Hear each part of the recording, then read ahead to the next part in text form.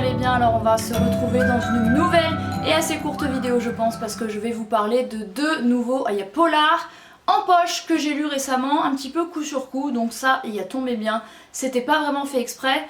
Donc cette vidéo va se composer du dernier sorti en poche, ou d'un des derniers sortis en poche de Petroni Rostania, Comment te croire, et de celui-ci, il y a toutes ces fautes de Andrea et Mara, dont on entend beaucoup parler sur les réseaux en ce moment, donc un peu moins lorsque la vidéo sortira. Mais voilà, il m'a vraiment intriguée, du coup je l'ai emprunté, je l'ai lu assez rapidement, et j'avais envie de vous faire un retour. Alors du coup le premier, donc Comment te croire de Petroni Rostania, donc celui-ci je l'ai acheté au Quai du Polar. C'est d'ailleurs le seul roman que j'ai acheté au Quai du Polar, parce que j'en avais un autre à lui faire, il est dédicacé, et il y a dimanche du coup je suis allée la revoir un moment, et du coup elle m'a fait sa signature ici, donc c'est très cool, en plus elle est très très gentille. Donc Comment te croire, il y a One Shot dans lequel on ne suit pas du tout la commandante Alexandre Laroche, qui est un de ses personnages récurrents, une histoire qui n'a du coup rien à voir, dans laquelle on suit Jean qui est un ancien flic, il est désormais à la retraite, et qui apprend en fait qu'il est en phase terminale d'un cancer du pancréas, donc il n'en réchappera pas. Du coup il va aller se réfugier chez sa fille, son gendre et ses petits-enfants, sa fille Florence, de laquelle il n'est pas proche, Florence qui avait perdu sa mère lorsqu'elle était enfant, donc Jean sa femme. Et c'est pas pour autant que Jean s'est plus occupé de sa fille, au contraire il se plongeait à corps perdu dans son travail. Du coup ils n'ont pas un lien très fort, mais il a plutôt un lien un peu plus fort avec ses petits-enfants, et Milo et Célia.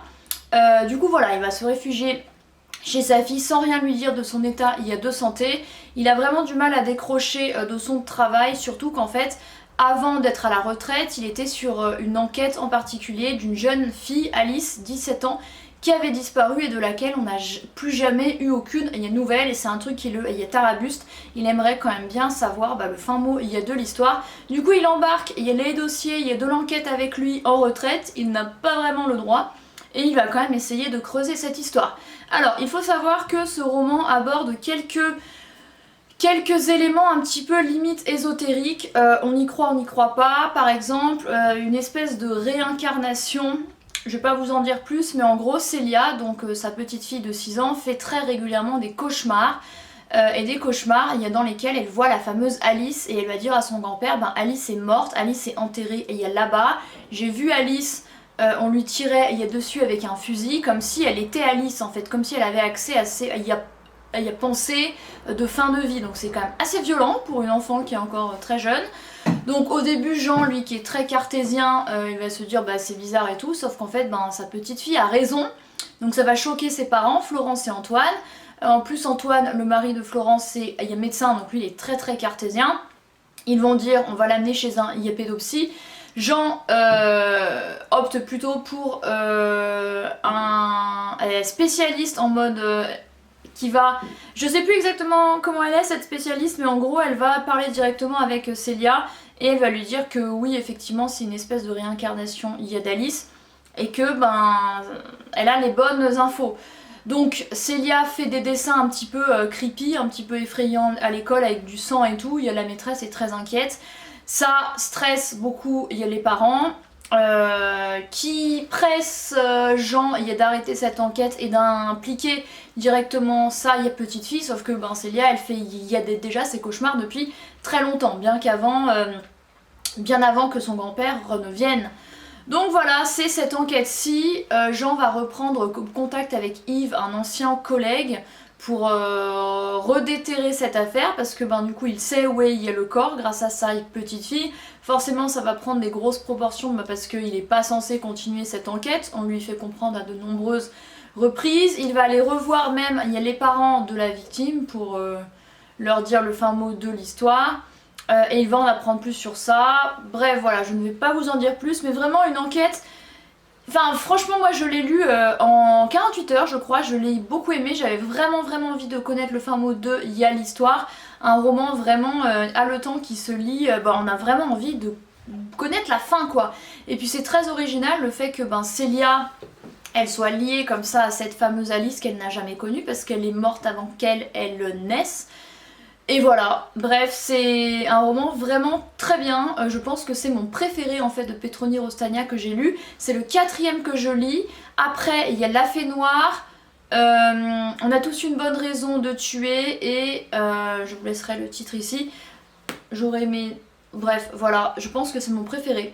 Donc je vous invite vivement à le lire et je pense que je lui mettrai, il y a 9 sur 10. Et du coup, le roman suivant de cette vidéo, publié aux éditions Point, sorti récemment au moment où je filme, c'est Il y a toutes ces fautes de Andrea Mara. Un livre qui fait vachement de bruit sur les réseaux, donc je me suis dit qu'il avait l'air cool, je l'ai emprunté. Je l'ai beaucoup aimé, je l'ai lu en 2-3 jours, mais j'ai vraiment lu la plupart en une journée. J'ai beaucoup aimé ce roman qui se passe à Dublin en Irlande, et puis en plus comme je vais aller à Dublin cet été et en Irlande, je me suis dit que ça pouvait être vraiment cool. Alors, en fait on suit plusieurs femmes qui habitent à Dublin, plusieurs femmes plus ou moins riches, et notamment il y a Marissa Irvine qui est avocate, qui est mariée à un homme qui travaille dans la finance, donc ils ont une bonne situation, tout va bien pour eux. Ils ont un fils qui s'appelle Milo, comme dans le roman précédent, c'est pas du tout fait exprès. Et en fait un jour il y a Marissa, comment dire, elle va travailler, son fils doit aller chez une autre mère de, il y a l'école Jenny, il y a Tudor. Et elle vient le récupérer et il le n'est pas chez cette Jenny et elle se rend compte que son fils a disparu, son fils de 4 ans, qu'elle ne sait pas où il est et que personne ne sait où il est. Donc une enquête commence, donc ça commence un petit peu sur les chapeaux de roue, une enquête commence, les flics vont être sur le coup, les flics en Irlande on les appelle la Garda, la garde quoi. Donc voilà, il y a des jours durant, on ne sait pas ce qu'il s'est passé. Le roman alterne entre les points de vue de Marissa, de Jenny, la fameuse chez qui il y a Milo devait aller, mais qui n'est pas venu chez elle.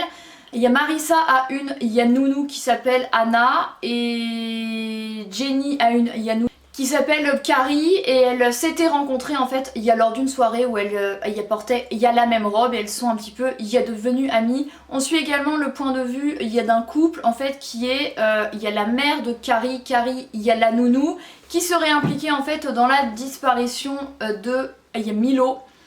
Donc en fait ce serait là, il y a nounou de Jenny qui aurait kidnappé ou qui aurait pris Milo, le fils de Marissa. Voilà, je sais pas si c'est très clair. Donc une histoire comme ça, il y a d'enlèvement, de kidnapping. Qu'est-ce qu'il va se passer? Je ne vais pas vous en dire plus, si le petit est retrouvé ou pas. Mais on va avoir de grosses surprises sur les personnages principaux du récit, parce que Jenny dans ce roman qui se sent coupable parce que c'est ça, il y a Nounou qui est impliquée dans cette disparition, va aider Marissa à placarder des affiches pour retrouver son fils. Heureusement Marissa ne va pas lui en vouloir. Jenny elle travaille dans une banque je crois, elle a obtenu une promotion, ce que vit mal son mari qui est prof parce qu'elle gagne plus que lui, elle est plus occupée, elle est souvent en voyage. Il est assez jaloux d'un collègue en fait. Voilà, donc voilà, les collègues des uns et des autres vont être mêlés au truc. Il va se passer, il y a pas mal de choses. Qu'est-ce qu'il s'est passé? Où est Milo? Qu'est-ce que Carrie a fait? Voilà, et jusqu'à là, il y a dernière seconde, on apprend plein de rebondissements. Franchement, j'ai adoré ce roman, je l'ai trouvé vraiment haletant, vraiment trop bien. Voilà, mais bon, ça reste une disparition d'enfants, donc forcément c'est assez triste et lourd. Mais je vous conseille vivement, il y a toutes ces fautes de Andrea Mara, je l'ai trouvé vachement bien. Je lui mettrai, je pense, il y a 9,5 sur 10, ça fait il y a longtemps que j'avais pas lu un...